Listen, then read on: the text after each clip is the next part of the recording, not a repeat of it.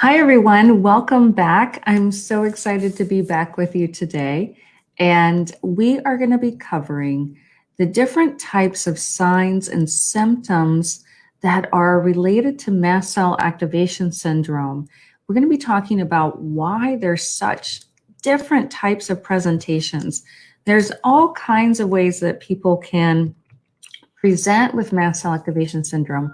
All kinds of different types of symptoms can show up. And I found that in the people that I work with, no two cases ever look alike. They're always so different. This is part of what's causing so much confusion around mast cell activation syndrome. But as we talk through these different symptoms and how they can present, I think it'll start to make some more sense in terms of why does one person have all these gut issues and insomnia and anxiety and acid reflux and trouble with diarrhea, constipation, and then somebody else is having completely different pictures. So they might be having kind of the classic hives and skin symptoms and maybe heart palpitations, but yet these people could have the same root causes and they could be both have mast cell activation syndrome. So that's what we're going to look at today. And make sure you pop your comments, any questions into the comments. I'll get to as many as I can. Just try to keep them on topic for me about symptoms and root causes with mast cell activation syndrome. So we'll get to as many as we can. And I know people are still jumping on here, but if you're new with us this week, let me know in the comments so that we can welcome you to our community here. And we're really happy to have you. Okay, so let's jump in. Always our reminder that this is for informational, educational purposes, just sharing information, educating. We're not treating, we're not diagnosing. So it's really important. We're not diagnosing, we're not curing, we're not preventing any illness. So always work with your healthcare provider. So I want to come back and bring in the context here with mast cell activation syndrome. We've gone through some of this before, but I want to go through this again in terms of how it relates, in terms of some of the foundations. But first, just kind of here's what we're covering today. So what are our signs and symptoms involved with mast cell activation syndrome? Why can so many of the systems of the body be affected? What do we mean when we say root causes? And we've already got a root cause question here. So Courtney, thank you for that. And I'm going to get to that here in a little bit. We're going to talk about some of the most common of these root causes, how they show up as symptoms, and then how do we start addressing them. So we're going to go through those, and you're spot on there, Courtney. All right, so a lot of you know this, but some people may be new, and repetition is always a wonderful teacher. I think it helps us to hear things again and again. At least I know it helps me. So remembering that mast cells are these really specialized, really important immune cells in your body. And these are like our front line. I like to call them the front line sensors and defenders, sensors and defender cells. And they're there and they're responding to all kinds of toxins. Things could be mold toxins. They could be chemicals. They're going to respond to different kinds of bacteria and viruses. They also are going to respond to mold. They're going to respond to any kind of fungal species like Candida. And on top of that, they're major conductors in the immune system. So they're constantly responding to what's happening in the environment.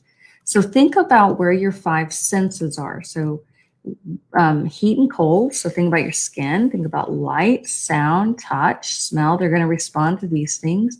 They're going to respond to vibration and injuries, all kinds of things. So we know they're involved in immune function. We know they're involved in helping to get rid of viruses and bacteria and mold and candida and parasites. They're going to be involved if you get a bee sting or a mosquito bite. If you have a big mosquito bite, you're somebody that gets those really big mosquito bites, not like a normal size, but you always swell with mosquito bites. That's a good indicator that you've got mast cell skin involvement. So that would be a sign of that. They're also going to respond if there's spider bites or snake bites. What I find really interesting is they're really important in repairing wounds and helping us heal when we have any kind of injury. They help us build new blood vessels and they help widen blood vessels. So good thing if you've got narrow blood vessels, right, or clogged arteries. But with that widening, we can get things like lower blood pressure, which is common. I have some people with high blood pressure, but way more people with low blood pressure. And then they help balance the different tissues and organs. They support the brain function. They help create new brain cells. So that's really important. And they help regulate menstruation. They also help support in pregnancy. So they're involved in fetal growth and the development of the placenta. Why are we going through this again? If you've been here, because I want you to be thinking about why can mast cell activation syndrome cause so many symptoms. So right now we're looking at all these different roles that they're involved in. You can see how critical they are. And then I want to look at where they are in the body. So this is also key to thinking about symptoms. And I see some more people are joining. So definitely drop your questions in the comments for me. If you're new here today, let me know so I can welcome you to our community. And please just keep your questions on topic around signs and symptoms of mast cell activation syndrome. That's what we're going to cover today. And I'll get to as many questions as we can. Okay, so in the body, here are where your mast cells are. Think first anywhere your body meets the outside world. So we have all of our mucus and lining tissues. It's going to be like in your sinuses and your nasal cavities. Linings around the eyes and the mouth and in your entire GI tract. So from your mouth to the very bottom, that's entirely loaded with mast cells. So when I see this, I'm already thinking irritated eyes, sinus congestion, mouth burning. So mouth burning is a mast cell symptom, majority of the time if it's chronic. And then any kind of GI symptoms can be related. Now, that doesn't mean every mouth burning or every GI symptom is related, but it means it can be related. Also, lining of the bladder and urethra. So now we're thinking bladder kind of symptoms, urinary tract kind of symptoms, lining of the lungs. So these are involved. Anything related to blood vessel and cardiovascular tissue, mast cells completely line our arteries and our veins, the capillaries as well, and they're in the heart. So now we're thinking cardiovascular areas for mast cells. And then we've got connective tissue. So we've got our ligaments and our tendons. We've got our bones and our bone marrow. And a lot of people with mast cell activation syndrome have hypermobility, hypermobile joints. Not everybody. Now, not everyone has issues with every system that we're talking about today. If you have mast cell activation syndrome, part of that is that there are symptoms in 2 or more systems. Okay, so system would be like cardiovascular or the connective tissue or the GI tract. So also connective tissue, so in the joint spaces, in the lymph system as well. Hair follicles, this is an interesting symptom. I had for years, my hair would just hurt, my hair follicles, and I couldn't wear my hair at all in a ponytail. So it's new for me to get to wear my hair up, which has been kind of fun. But used to, my hair follicles hurt so badly. And we've talked on here about some of us have that symptom. And again, the skin is part of the connective tissue. So then nerve tissue and parts of the brain as well. All right, so these are some of our major areas.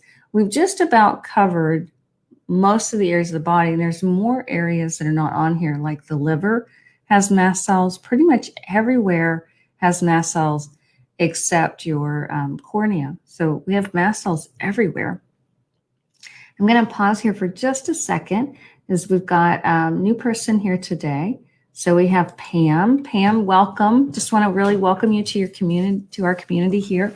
And if you've got mast cell issues or you have a family member or friend with them, you're in the right place here. So welcome. This is a really friendly, warm community. Feel free to put any questions about what we're covering today in the comments, and help me welcome Pam, you guys. Okay. So let's look at this mast cell model again. So remembering, and I like to cover these for when we have new people, Remembering that we've got the mast cells with all these different receptors. This is a really simple model. There are lots of different, there's actually hundreds of receptors that are on the outside of mast cells, and they're going to be responding to all kinds of different things happening. And so these are going to be our viruses and our bacteria, our fungal species, medications, different kinds of chemicals, hormones. They're going to respond to allergens, and also antigens is related to allergens. So think about pollen, things like that. They're also going to be responding to the other immune cells, what they're telling us. They're going to respond to neurotransmitters. So we talked about pathogens and the antigens, things that we're allergic to. Molds, they're going to respond to molds, a big one. Candida is a big one. Medications, hormones, even the neurotransmitters, and there's just thousands of things they can respond to. So it's more than we can put in here.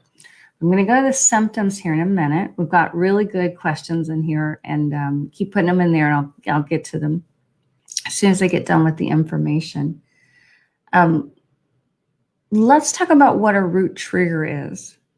So what does that mean, a root trigger? Well, what is it that's triggering these mast cells? So I like to think about it as, you don't generally see the roots of a tree, right? This is where, this is a mango tree, and this is where the dirt was moved away. It looked like a big bulldozer or something.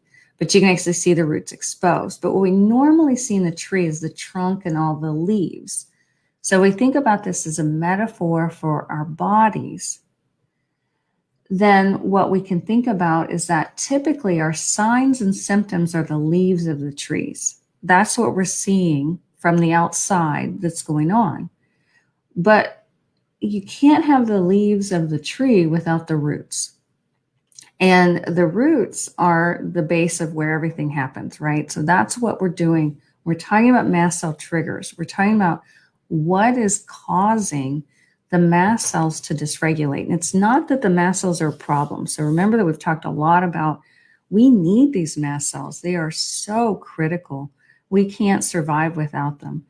And it's that they are getting slammed by so many triggers. And this is why Mast Cell Activation Syndrome, the studies are showing us, are affecting at a minimum 9% of the general population, and possibly as high as 17%. And people with chronic illnesses, this is way higher. It's probably at least 50%, if not 75%. It's a lot. And so what are some of these triggers? The biggest one I see here at Mast Cell 360 is toxic mold. It's the number one trigger, and it's because it's become just absolutely epidemic in our buildings. Just pulling up research, preparing for our mold course that's coming up, that over 50% of buildings in the United States have water damage and toxic mold and toxic bacteria. 50%. So we're talking homes, we're talking work buildings, stores, churches, schools, dorm rooms, 50% of them, major mold issues that can make people sick. But there's also certain foods, think high histamine, if you have histamine intolerance, lectins, things like this. Chemicals, infections, chronic infections our bodies can't clear, and often we can't clear them if we have toxic mold. It just is such a dysregulator. Then that's when we end up with these chronic infections. So there's a chronic Lyme, chronic Epstein-Barr, chronic Lyme co-infections, and that just is not budging. Look to mold. Same with chronic SIBO. Hormone imbalances will affect the mast cells. Then we have to go, well, why are the hormones imbalanced, right? What's the root trigger to the hormone imbalance? Lack of sleep. So not getting enough sleep will affect mast cells. Surgery, injuries. I had a massive flare-up after a car accident 4 years ago. It was a serious car accident, and I was flared for about 2.5 years. It's a big lesson learned, as I didn't get ahead of it fast enough. So if you have a major injury, get ahead of that mast cell activation if it's getting out of control. Heavy metals, stress and trauma are huge. And we've talked about this on the previous Facebook Lives on how the mast cells are the interface for the nervous system to the rest of the body. and they link the immune system and the nervous system. And so if we have a lot going on that's impacting the nervous system and we feel stressed a lot, that's going to affect those mast cells and cause more mast activation. And it's one we don't talk about enough and we don't address enough. But if we have chronic stress, that's one of the best ways to start to enter into working with mast cell issues. And I saw somebody was asking about genes, and there are certain genetics that can affect the mast cells as well. The best known around the mast cells are the KIT genes, K-I-T, KIT genes. But there's a lot of other ones too, like IL-6 and IL-13. Those are cytokines. And we talked about cytokines a couple weeks ago. And so if you missed that one, you can go back. All of these are recorded, and you can just go over to our Facebook page at Mast Cell 360, go into the videos, and you can find all of the previous ones. So these are just a few of the possible triggers. There's a ton of them. All right, so let's get into what we wanted to hit, the core for today, signs and symptoms of Mast Cell Activation Syndrome. Now, there's going to be a lot of these. Don't worry about writing them all down. You could grab a screen capture if you wanted to, but we actually have these on our website. I'm going to show you where to find them. So just kind of take it in, just sit back and think about it.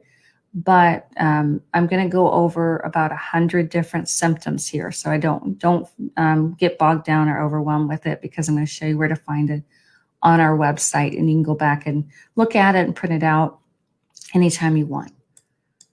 All right, so first we're going to start with what are called systemic symptoms, and these mean throughout the body, body-wide. And overall fatigue is one. Inflammation and swelling.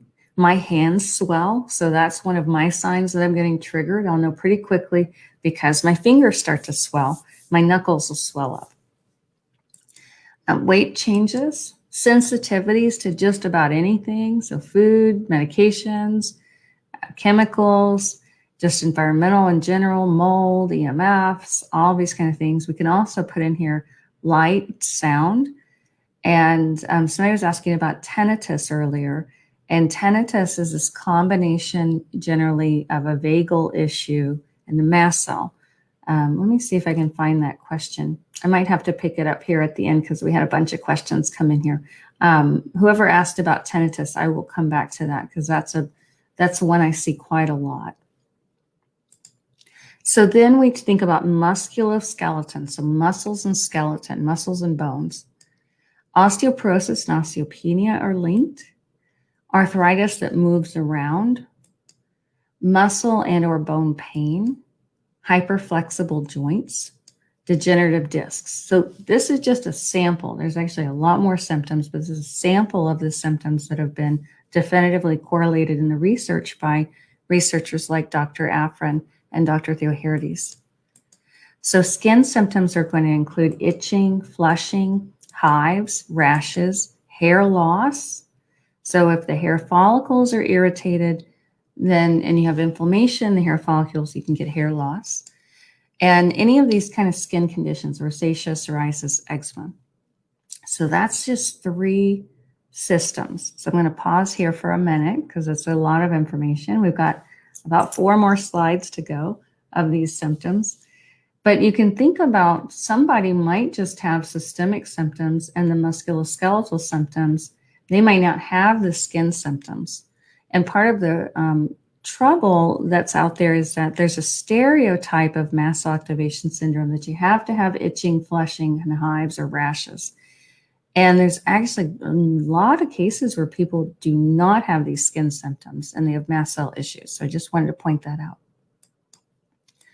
So now cardiovascular. So this is going to be the heart.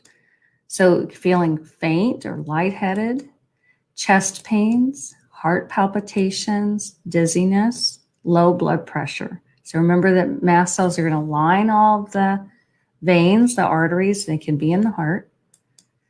Now we have the digestive system, so the GI tract. And remember, the GI tract doesn't start at the stomach, it starts at the mouth. So this includes the mouth and the esophagus that goes down to the stomach, all of the intestines and the colon. So mouth burning we talked about, diarrhea and or constipation, nausea, reflex or heartburn, food sensitivities, so reactions to foods. If you're reacting to a food within within seconds to about 15 minutes, that's a mast cell reaction. It's not necessarily a food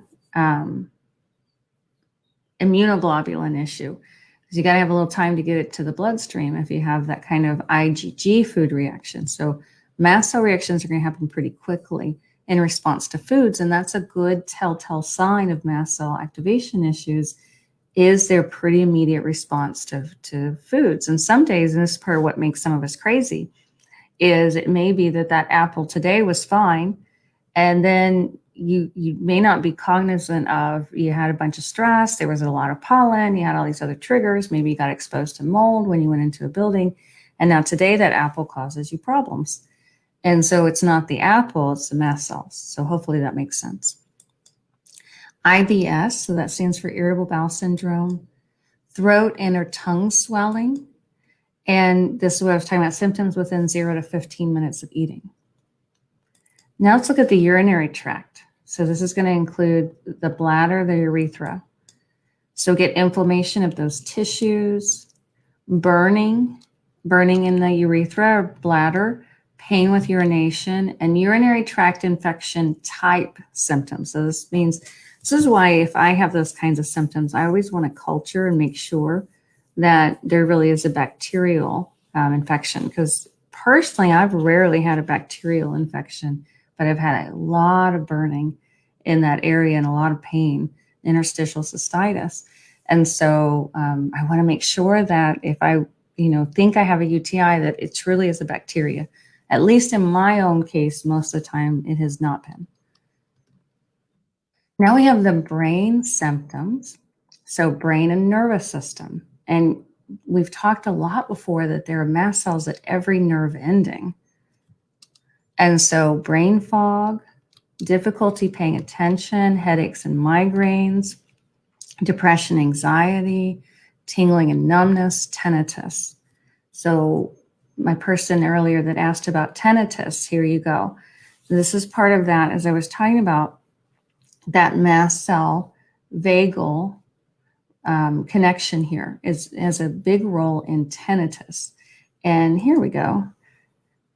Vidushi, it's, thank you so much for asking this question. It absolutely can be involved in tinnitus. I often see this in mold toxicity, so you might want to look at mold and anything that helps with the vagal nerve.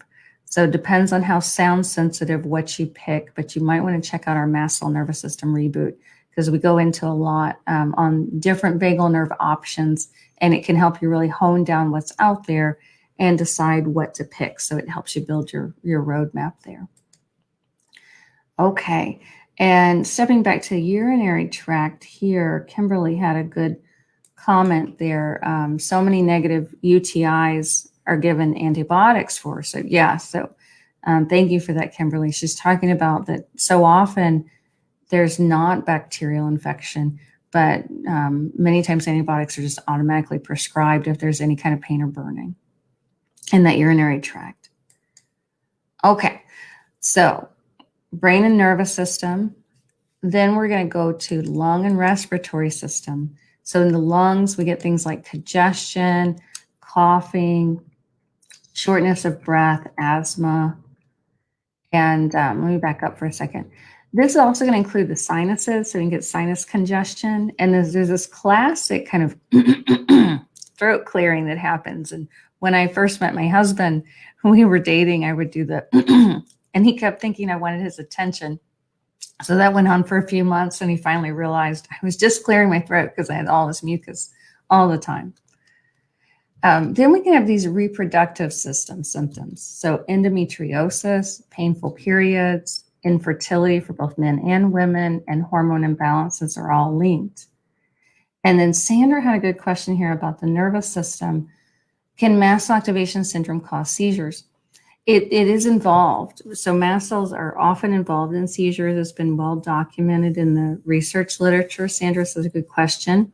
And again, what's the real root cause? What's underneath? And so I find I've had a number of people come through that were having seizures, and I found mold toxicity in all of those cases. And it made a massive difference to get that mold under control and also to work with the nervous system. And then while we're talking about the reproductive system, and I'll get back to some of the other questions. I'm just picking up these that are on topic here with the slide we're on. Sarah was asking about fibroids, and you're right, fibroids are also linked here. Now I got to clear my throat. And then we're going to get to, at the end, some different conditions that are linked, and you'll see PCOS there, Sarah. Okay. Now let's go to our next systems. So anaphylactoid reactions or anaphylaxis, and there's just a fine link between these, but difficulty breathing, really itchy hives, really significant hives. We can get very, very flushed or very pale with anaphylactoid reactions. The real question between anaphylactoid and anaphylaxis is it an IgE response or not? That feeling of warmth and a weak and rapid pulse, nausea, can be vomiting, diarrhea, dizziness, and fainting. So blood pressure can drop with these kind of reactions. We can get throat closing, things like that. Then eye symptoms, eye pain, redness, trouble focusing, inflammation in the eyes, blurry, itchy, watery eyes, irritated eyes. All right, then I've got a list of these conditions that can be related. Oops, I didn't get my animation fixed there. Sorry about that. I wanted to go through those one by one for you, but let me just step through them with you. So fibromyalgia, chronic fatigue, interstitial cystitis. This is pain and burning in the urinary tract. A lot of cancers have a mast cell role. Crohn's disease, that's an inflammatory bowel disorder. Diabetes, we're talking type 2 and type 3 here. Ehlers-Danlos, particularly the hypermobility. POTS, postural orthostatic tachycardia. Autoimmunity, heavily linked. Things like rheumatoid arthritis, lupus, Hashimoto's, multiple sclerosis, but almost every form of autoimmunity has been connected back to mast cell activation because of that role of the mast cells in the immune system. And then autism spectrum disorders. That's a neural inflammatory disorder, particularly in the brain, and that's related to the mast cells in the brain.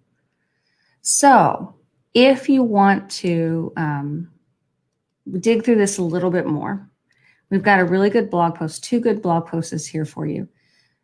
One is the symptom survey. So if you go over to mastcell360.com, I'm going to show you here on the website to help you find it.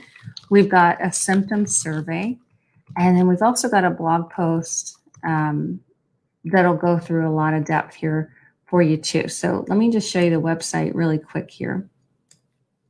Okay, so here's our website. If you come here to MCAS, you go, what is MCAS? That'll give you a lot of symptoms. So this is mastcell360.com. You can grab the symptom survey and you can see how many mast cell related symptoms you might have. And keep in mind, no one's going to have all of these symptoms, at least I hope not. Then you're going to have kind of generally in a few systems. Now, I've had all my systems involved, but most people have 2 or more. So they might have eye issues and skin issues, or they might have the lung issues, the sinus issues, and the GI tract issues. So hopefully that makes sense. And then we've also got more on this. If you want to go over to our blog, you go to all posts, and right here, this top post that's top today, it'll come down, if you watch this after today. But mast cells and mast cell activation syndrome 101, and this will give you some more details here. All right, so let's talk about some root causes and let's get to some of these great questions you guys have. So a little bit more on root causes. What's underneath? So you can see the symptoms are the leaves, but what's really the root? I'm laughing because Charlotte said, I think I need putting down. Hopefully not, Charlotte. So hang in there because there is a lot of things that you can do. And Charlotte, I was really, I don't know if you know my story, but I was just horribly bedridden. I couldn't work, severe anxiety. I couldn't leave the house. And when I could get out of bed, I had to use a cane to just barely hobble to the bathroom. Today, I did 30 minutes on the treadmill. I took a little walk in the woods. I run this practice and I got my life back. So many of us can. So hopefully you don't need putting down. I think there's a lot that we can do. And that's my mission. That's my passion. That's why I do this, is to help so many other people get better quicker and faster than it took me. All right, so some root causes here, how to address them. The biggest things are mold toxicity. And I know that I sound like a broken record, but it's because it's such a big deal. It's such a big dysregulator to the immune response with both bacteria and viruses. It disrupts hormones, causes the nervous system to go haywire. That's where we get things like tinnitus. We get sound and light sensitivity, food sensitivity, supplement sensitivity, medication sensitivity. It affects our detox pathways and disrupts the gut. So this is why I keep coming back to it, because I've found a lot of times, well, 99% of the people that get into our practice are people who keep falling through the cracks. And they're people who they've tried so many things and they've been working, upstream on SIBO, or they've been working upstream on hormones and working upstream on their nervous system and sleep and all of this. But they get a little bit better and it all falls down again. And the majority of the time, this is what I find underneath. So that's why I'm on this, to help get the word out. So with nervous system dysregulation, we want to be thinking about trouble falling asleep or staying asleep, if we're easily stressed or startled, feeling wired or tired, anxiety, depression, or mood swings, sensitivities, constipation, diarrhea, sensitivities to all kinds of things, chemicals and EMFs, light, sound, touch, smell, food reactions, supplement, medication reactions. Then we want to go work on the nervous system first. And Milena had a good question here. When you say mold, do you mean mold in our body or mold in our environment? And it's both. And so mold in our environment can colonize in our bodies. And even if it doesn't colonize in the body, so just like you can get a bacterial infection or a viral infection, you can get mold infections. And a lot of people have them. We call it colonization instead of infection. A lot of people have this. And the toxins that are in the environment, they come in through our skin, through our lungs as we're breathing in, through into the nasal tract. That mold can colonize in the nasal tract, and that's where we get these chronic stubborn sinus issues. So I'm going to do a whole course on this, Melina. So that's coming up soon. I'm in the middle of building it for you guys. So this is the biggest thing that I start people with, is nervous system calming, especially if you have things like tinnitus or you have these sensitivities. And Kimberly I just really want to share this from Kimberly. She said, yes, don't give up hope. I think she's talking to Charlotte here. She recently found mold, and I think she's meaning in her home or environment. And she's everything she's doing is helping. She's finally off meds, prednisone, Xolair, and antihistamines all gone, more functional. So that's exciting. Okay. So when we address these things, we're going to do things like try to lower histamine foods, see if that makes any difference. We want to just step through some of the top things you can do. So these histamine foods, some people have trouble with oxalates. Sorry about the animation here. We got a little off, but not everybody has trouble with oxalates, but some people do. And I'm going to try to make this really simple so we have time for questions. Some people have trouble with lectins or salicylates. So these are the categories of foods, but the biggest one I see are the histamines. So if you're not sure where to start, you could try a lower histamine diet for a little while. And the Mast Cell Nervous System Reboot is step number 1 here at Mast Cell 360. So I step people through. Now, that's not like a one-stop everything for the nervous system. That's going to teach you why it's so important. And then I help you build your own nervous system roadmap. And there's some practices in that program. And then some of them I'm going to point to that are outside of that program that you would also go and incorporate. But I help you narrow it down. So you do a quiz that helps you see how dysregulated your nervous system is, and then it helps you see which practices would help you the most. And then we have mast cell supporting supplements you can tolerate. And we have a whole course on this called the Top 8 Mast Cell Supporting Supplements Masterclass. So those are the major 2 steps, first few steps that I take people through. Then I take them through mold detoxification. That's what I'm going to cover in this next course. It's a lot of information. And it's way more than we can do on Facebook Live, but we're going to be going into that in this next course. Let's get to some of your great questions here. So I'm going to come back up to the top. Remember that we're going to stay on topic with signs and symptoms, Mast Cell Activation Syndrome, and root causes. All right, so Courtney was asking early on about mold and how often is it a root cause. So I don't know, we don't have good research, Courtney, in terms of how often it's a root cause generally. I don't get many of the simple cases of mast cell activation. I get the really complex cases where people are usually pretty sensitive and are struggling and have been struggling for a long time.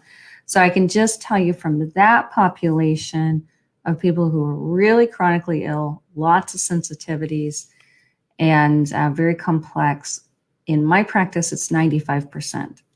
I don't know what it is outside of my practice, but that's what I'm seeing here. We've got a lot of great blog posts here. There's a lot of good questions about root causes and mold toxins. If you go over to the website here, everybody, and just go to mastcell360.com, hit blog and click mold. And we've got all kinds of stuff here. And what I would recommend is go actually to the bottom and start reading these from the bottom up. And then this will give you lots of good information about mold. And then I'll have a really step-by-step course coming out here soon. Okay, Adrienne was asking about deficient vitamin D, high parathyroid. Could this be a root cause? I see that, Adrienne, is likely, much more likely to be an expression of some other root cause. And I've had a number of people with parathyroid issues that also had mold toxicity. Now, I sound like a one-tool kind of practitioner, I know, but I'm not. I'm always looking at the various different types of root causes, and then where do we start in that case? But I've seen it. The mold is just such a major disruptor, and I've seen it disrupt the parathyroid. So you might look there, Adrienne, if this is something that you're dealing with, you might look into that.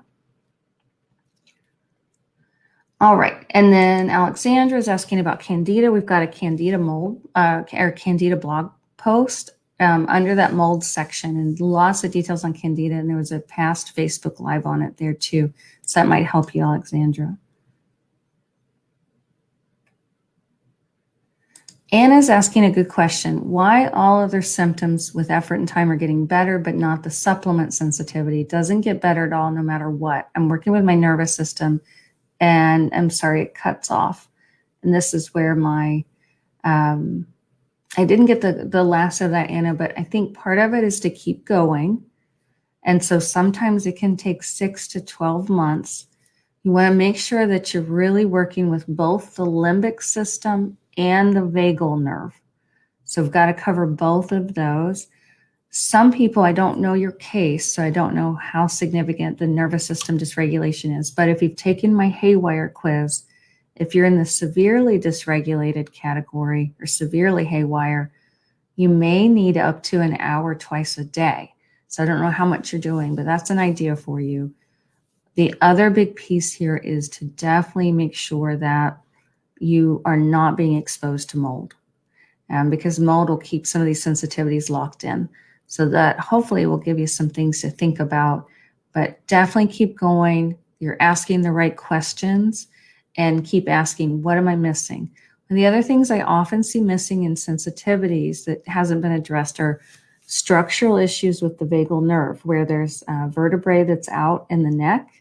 And so a really good osteopathic craniosacral therapist or a really good, really gentle upper cervical chiropractor can sometimes be helpful. So those are some ideas for you. And we cover kind of all of this in that nervous system course. I don't know if you've got a chance to take a look at it yet, but you might go back and look at some of those pieces on the vagal nerve. Make sure you're doing that, the limbic pieces, and the structural pieces. All right, Kathy said she tracked down an activator. The sun is activating mast cells in the skin. That's a really good thing. And Kathy, that's can trigger mast cells. And sometimes it can be involved in something called porphyrins. Now, I don't want to get too off topic here, but the sun can be a trigger for some people if they have those skin symptoms. And then not all. I used to be really triggered by the sun, but my skin's so much better now. I do pretty good. But I know other people also who can't be in the sun at all. Let's see, Anne, for histamine intolerance and MCAS, we've got some great blog posts on that. And then, so Susie will try to pop that in for you. And also we had a Facebook Live on it. All right, Anna, all my symptoms are getting a little better with time. Supplement hypersensitivity not getting better. Mostly have neurological symptoms. Okay, so I think we covered that, Anna. Just keep going back and making sure that you're covering the missing pieces. There's something missing here. And again, really good questions. Patrizia, how can mast cells reacting to monthly cyclical hormone changes be treated? Well, one thing, I don't treat. I can't do any treating here, and I don't treat in my practice. I do recommendations, so I just have to clarify that. But we have to look at, again, what's the root cause? What's causing the hormones to be disrupted? So I like to look at the nervous system dysregulation and mold toxicity, the first two places I go with hormone disruptions. And then Shan, are there genes that can influence mast cells? I know we talked about those, Shan. And I did a whole talk for a summit called Genius of Your Genes. And in there, I talked about these specific genes. So if you're really into genetics, you might want to dig that up. And then if you get that summit, you get access to my mast cell genetics. I did a little mini course on that. So that might be helpful for you. All right, so we've got some more stuff that's about previous topics. So if you're asking questions that I'm not getting to, it's because we've covered those already. So make sure you go through the blog and make sure you go check our past videos, because we've got lots and lots of free resources for you guys. And then Mark here, not a question really, but great. Thanks for the 2 courses you put together and some of the specifics in an article dealing with mast cell activation mold issues. Sequence of options seems to be very important. It is very important. Yeah, it was a great reminder. Oh, you're so welcome, Mark. I really appreciate you letting me know. And we put a lot of love and work into these things. So it's always nice to hear that it's helpful for somebody. Are mouth sores common? This is from Kristen. Ones that last 2 to 3 weeks. I don't know what kind of mouth sores you mean, because there's different ones like canker sores or cold sores or things like that. I do see those a lot, again, with mold and mold toxins. So something to think about. We always have to think about why. And then Marie, what about excess burping? Now, excess burping can sometimes be like a type of stomach infection, or it can be where the flap at the bottom of the esophagus, called the lower esophageal valve, isn't closing all the way. And that can happen with a structural issue, like if everything's being pushed up because the diaphragm is lifted up. So if you have a lot of curve in your low back, you could look at that too. Sometimes air can get trapped in the stomach there. But that's a little different here.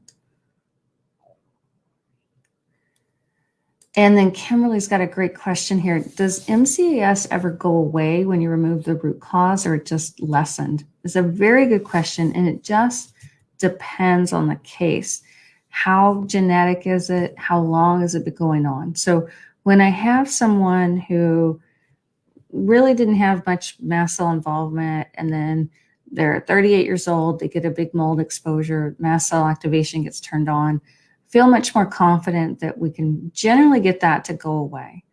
In cases like mine, where I have a huge amount of genetic variance, I had mold exposure for 30 years and a huge amount in childhood, a major head injury in childhood. I don't know if mine will ever go away. We'll see. It's extremely better. And if I had to live the rest of my life the way I am today, I would be happy, especially compared to where it came from. But we have to see. I do see it resolve in some cases. And I think it also depends on how willing are we to keep going and to get the root causes completely addressed. Say, I don't have all the mold toxins on my body yet. I've been working on that for over 2 years. And there was just such a huge load. It may take me 4 or 5 years to get it all out. I don't know.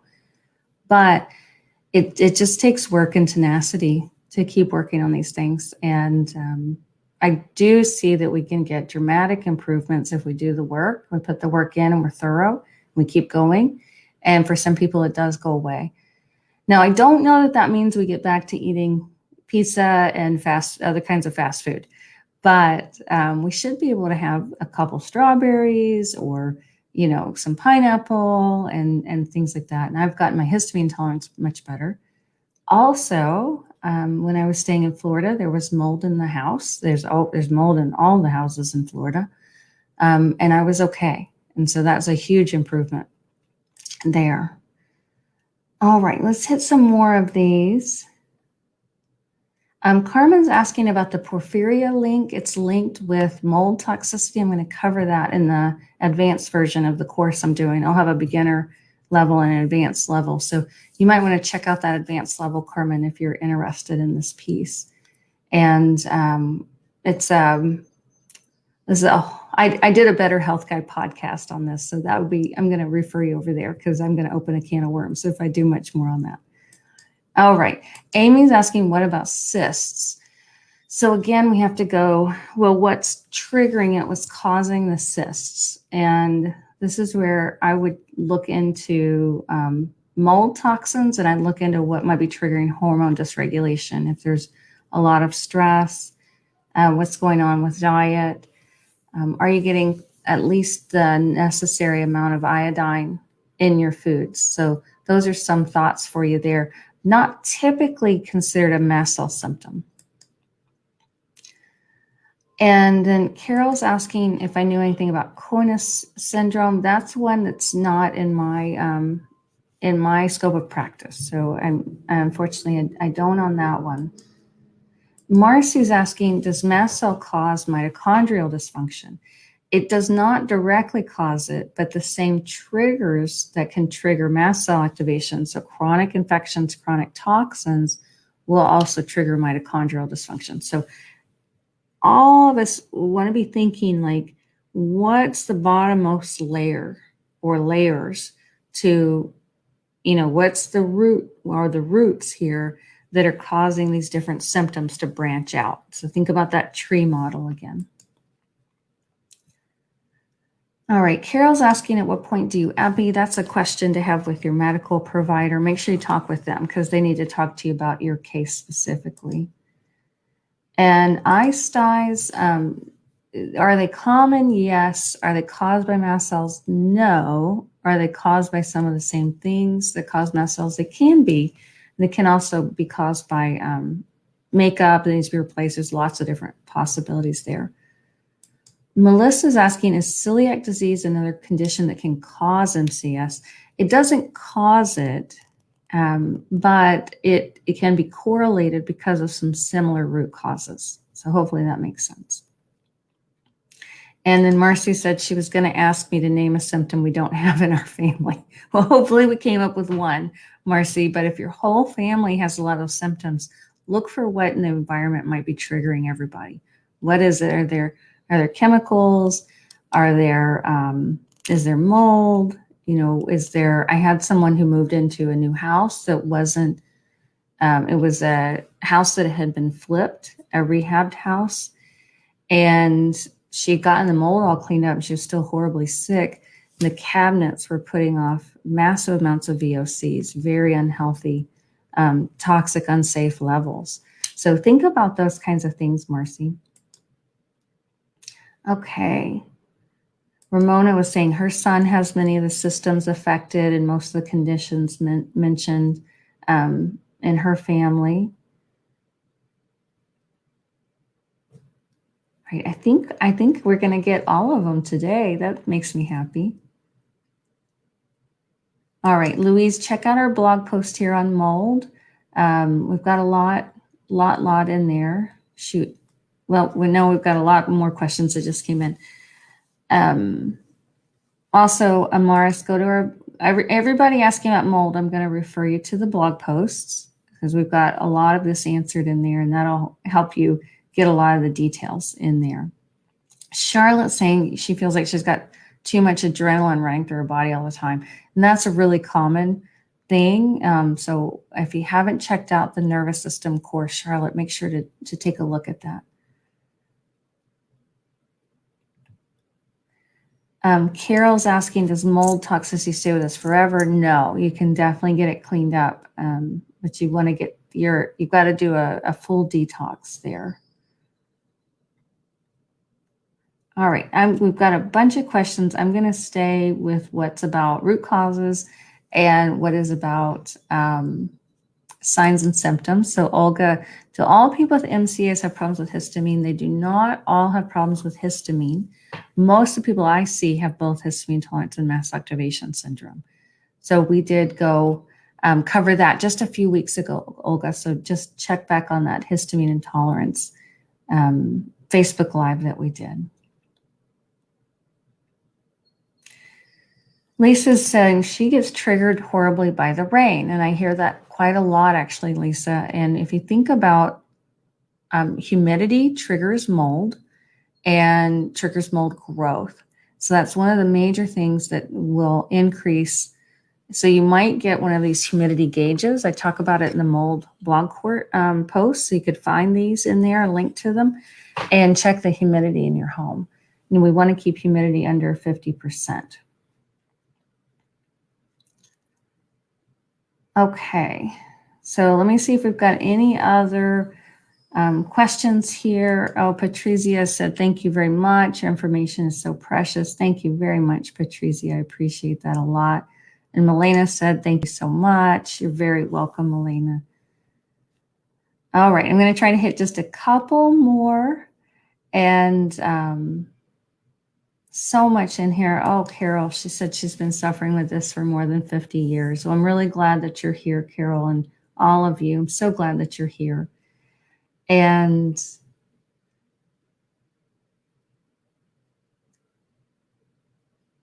seeing Marcy said today was her first time here beyond repress. Oh, I'm so glad, Marcy. And I just want to take a moment to welcome you to our community and invite everyone to welcome Marcy. If you're dealing with mast cell issues, you're in the right place. So we're really glad that you're here. Okay, I think we're going to have to pause here. We've covered quite a lot, and we're going to be back next week again. We do these most Mondays at 2 o'clock. Lots of recordings, lots and lots of information in the video section, lots of information on the blog posts. And then I send out other stuff that doesn't make it onto the website. So if you want us to get everything, go to our website and sign up online for our emails. And where you can do that is if you go to mastcell360.com, if you go to contact, right here at the very top, how do I get the latest information? You might have to click this to expand it. And you can just drop your email address in. We never spam you. We never share your email. We just send you our top information, usually just once a week. And just want to remind everybody, be really gentle with yourselves.